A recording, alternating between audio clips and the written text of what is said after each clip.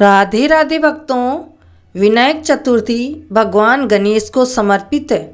जिस व्यक्ति पर गणेश जी की कृपा बनी रहती है उसके जीवन में सुख समृद्धि और खुशियां भी बनी रहती है।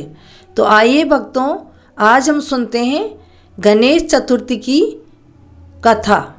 श्री गणेश चतुर्थी व्रत की पौराणिक कथा के अनुसार एक बार भगवान शिव तथा माता पार्वती नर्मदा नदी के किनारे बैठे थे। वहाँ माता पार्वती ने भगवान शिव से समय बिताने के लिए चौपड़ खेलने को कहा।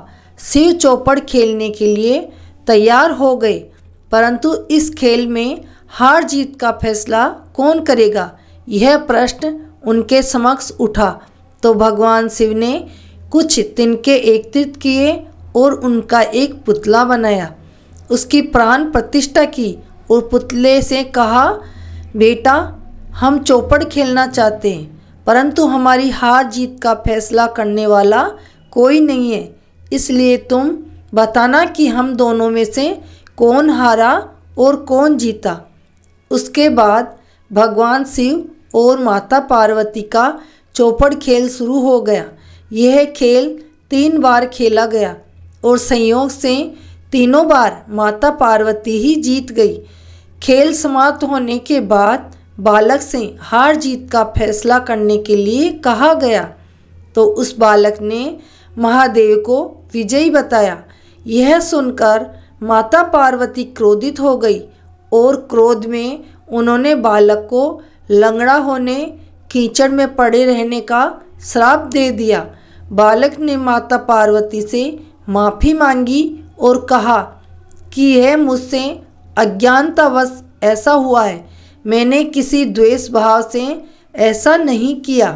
बालक द्वारा क्षमा मांगने पर माता ने कहा, यहाँ गणेश पूजन के लिए नाग कन्याएं आएंगी, उनके कहे अनुसार तुम गणेश व्रत करो, ऐसा करने से तुम मुझे प्राप्त करोगे।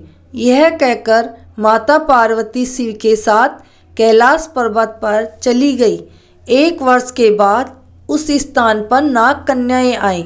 तब नाग कन्याओं से श्री गणेश के व्रत की विधि मालूम करने पर उस बालक ने 21 दिन लगातार श्री गणेश का व्रत किया। उसकी श्रद्धा से गणेश जी प्रसन्न हुए। उन्होंने बालक को मनोवांछित फल मांगने के लिए कहा। उस पर उस बालक ने कहा, हे विनायक, मुझ में इतनी शक्ति दीजिए कि मैं अपने पैरों से चलकर अपने माता पिता के साथ कैलाश पर्वत पर पहुंच सकूं और वे यह देख प्रसन्न हो। तब बालक को वरदान देकर श्री गणेश अंतर्ध्यान हो गए। इसके बाद वह बालक कैलाश पर्वत पर पहुंच गया और कैलाश पर्वत पर पहुंचने की अपनी कथा उसने भगवान शिव को सुनाई। चौपड़ वाले दिन से माता पार्वती शिव जी से नाराज थी और विमुख हो गई थी। अतः देवी के रुष्ट होने पर भगवान शिव ने भी बालक के बताए अनुसार 21 दिन तक श्री गणेश का व्रत किया। इस व्रत के प्रभाव से माता पार्वती के मन से भगवान शिव के लिए जो नाराजगी थी वह समाप्त हो गई। तब यह व्रत विधि विधान भगवान शंकर ने माता पार्वती को बताई। यह सुनकर माता पार्वती के मन में भी अपने पुत्र कार्तिकेय से मिलने की इच्छा जागृत हुई। तब माता पार्वती ने भी 21 दिन तक श्री गणेश का व्रत किया तथा दुर्वा फूल और लड्डू से गणेश जी का पूजन अर्चन किया। व्रत के 21वें दिन कार्तिकेय स्वयं माता पार्वती जी से मिलने आ गए।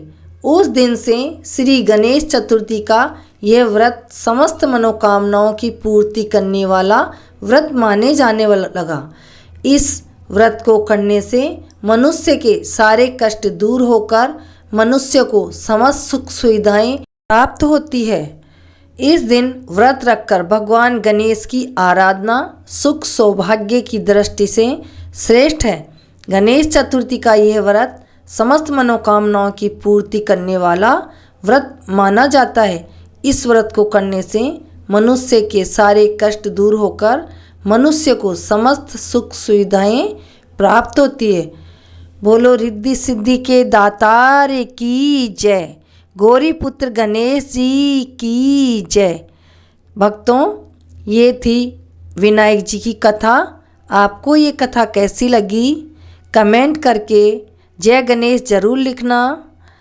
अगर आपने चैनल को सब्सक्राइब नहीं किया हो तो सब्सक्राइब करें, लाइक करें, शेयर करें। राधे राधे, जय श्री कृष्णा।